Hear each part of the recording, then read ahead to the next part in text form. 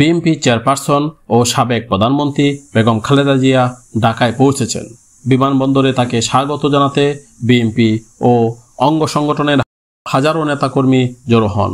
তারা জাতীয় ও দলীয় পতাকা হাতে স্লোগান দিয়ে বেগম জিয়াকে শুভেচ্ছা জানান। রাজনৈতিক বিশ্লেষকরা মনে করছেন, বেগম খালেদা জিয়ার এই প্রত্যাবর্তন বাংলাদেশের রাজনীতিতে তাৎপর্যপূর্ণ। তার লন্ডন সফরের সময় জামাতে ইসলামী নেতাদের সঙ্গে বৈঠক হয়েছে বলে জানা গেছে, যা বিএনপি জামাত জোটের পুনরুজ্জীবনের ইঙ্গিত দিতে পারে। বেগম জিয়ার প্রত্যাবর্তনকে কেন্দ্র করে গুলশানের বাসভবনে ফিরোজার সামনে সকাল থেকেই নেতাকর্মীদের ঢল নামে। সেখানে নিরাপত্তার জোরদার করা হয় এবং যান চলাচল নিয়ন্ত্রণ রাখা হয়।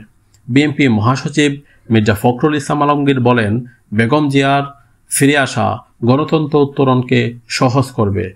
বেগম খালেদা জিয়ার এই প্রত্যাবর্তন দেশের রাজনীতিতে নতুন গতি আনতে পারে বলে রাজনৈতিক মহলে আলোচনা চলছে।